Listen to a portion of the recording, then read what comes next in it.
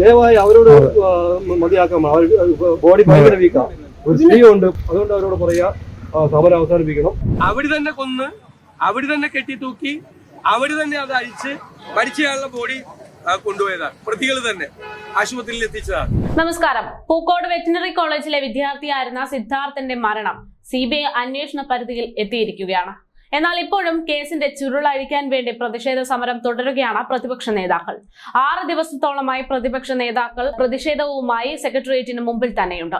ഇപ്പോഴിതാ അവരോട് സമരം അവസാനിപ്പിക്കണമെന്ന് അപേക്ഷിച്ച് രംഗത്തെത്തിയിരിക്കുകയാണ് സിദ്ധാർത്ഥന്റെ അച്ഛൻ. മുഖ്യമന്ത്രി ഉറപ്പ് തന്നിട്ട് അത് പാലിക്കാൻ പറ്റില്ല എന്നുണ്ടെങ്കിൽ അവർ കിടക്കുന്ന സമരമല്ല, അതിന് ഞാൻ തന്നെ എന്റെ കുടുംബത്തിനെ കൊണ്ട് 3 പേരായിട്ട് ഇവിടെ കിടക്കും. ഞാൻ മുമ്പേ പറഞ്ഞിട്ടുണ്ട്, ഞാൻ തന്നെ വന്ന് കിടക്കും. ഞാൻ ആരോടും ആരെ അഭിപ്രായങ്ങൾ ചോദിക്കില്ല, ആരെ സഹായം ചോദിക്കില്ല. അത് സഹായിക്കണേ സഹായിച്ചോട്ടെ. ദയവായി അവരോട് മതിയാക്കാം. ബോഡി ഭയങ്കര വീക്കാണ്. ഒരു സ്ത്രീ ഉണ്ട്, പാവം. ഞാൻ ചെയ്യുന്ന പാവം എന്റെ മോന് വേണ്ടിയിട്ട് അവരെ കിടത്തുന്നത്. അതുകൊണ്ട് മുഖ്യമന്ത്രി ഉറപ്പ് തന്നു. അവർ സമരം ഏകദേശം വിജയിച്ചു. എന്റെ വിശ്വാസം അതാണ്, അവർ സമരം ഏകദേശം വിജയിച്ചു. മുഖ്യമന്ത്രി ഉറപ്പ് തന്നു. അതുകൊണ്ട് അവരോട് പറയാ സമരം അവസാനിപ്പിക്കണം.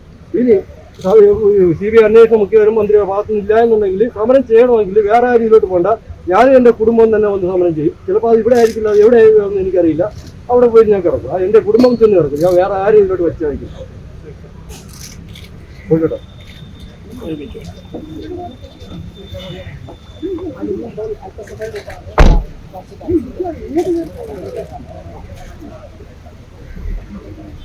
മകന്റെ മരണാനന്തര ചടങ്ങിന്റെ ഭാഗമായി 41 ദിവസം വീട്ടിൽ നിന്ന് പുറത്തിറങ്ങാൻ പറ്റാത്ത സാഹചര്യമാണ്. അതിനാൽ പ്രതിഷേധക്കാർക്ക് അരികിലേക്ക് നേരിട്ടെത്താൻ സാധിക്കില്ല. എങ്കിലും സമരം അവസാനിപ്പിക്കണമെന്നും തന്റെ സന്ദേശം മാധ്യമപ്രവർത്തകർ അവർക്ക് അരികിലേക്ക് എത്തിക്കണമെന്നും ആവശ്യപ്പെട്ട് അദ്ദേഹം രംഗത്ത് വന്നിരിക്കുന്നു.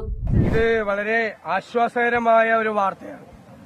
കാരണം ഈ കൊലപാതകം അത്രമാത്രം കേരളത്തെ ഞെട്ടിച്ചിട്ടുണ്ട്, കേരളത്തെ തകർത്തിട്ടുണ്ട് മാനസികമായി. അപ്പൊ അത് ഈ അന്വേഷണം പ്രോപ്പറായിട്ടല്ല നടക്കുന്നത്. കാരണം പോലീസിന് ആദ്യം വിവരം കിട്ടിയതാണ്.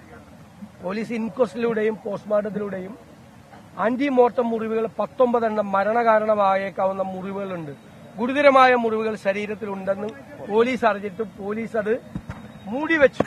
ഇത് വിവാദമായതിനു ശേഷം മാത്രമാണ് പോലീസ് അന്വേഷണം ആരംഭിച്ചത്. അപ്പൊ പോലീസ് യഥാർത്ഥ പ്രതികളെ രക്ഷിക്കാൻ ശ്രമം നടത്തിയിട്ടുണ്ട്. മാത്രമല്ല, ഇതിനകത്ത് കൊലക്കുറ്റം ചേർത്തിട്ടില്ല. ഇത് കെട്ടിത്തൂക്കി കഴിഞ്ഞിട്ട് അവിടെ തന്നെ അഴിച്ച് അവിടെ തന്നെ ആശുപത്രി കൊണ്ടുപോയത്.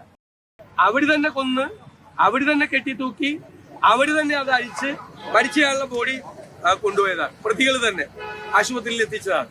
എന്നിട്ട് അവർ ഒരാഴ്ച ചുറ്റിത്തിരിഞ്ഞിട്ടും ആ പ്രതികളെ അറസ്റ്റ് ചെയ്യാതെ പ്രതികളെ പാർട്ടി സംരക്ഷിച്ച്, പാർട്ടിയാണ് ഇത് മുഴുവൻ തണലൊരുക്കി കൊടുത്തത്.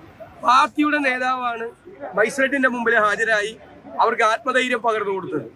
ഇത് രാഹുൽ ഗാന്ധിയുടെ ഓഫീസ് തകർക്കാൻ ക്രിമിനലുകളെ, SFI ക്രിമിനലുകളെ പണ്ടുവിട്ട അതേ വയനാട് ജില്ലാ കമ്മിറ്റിയുടെ ആശിസുകളോടെ CPM നേതൃത്വം അറിഞ്ഞുകൊണ്ടാണ് ഇവരെ സംരക്ഷിച്ചത്.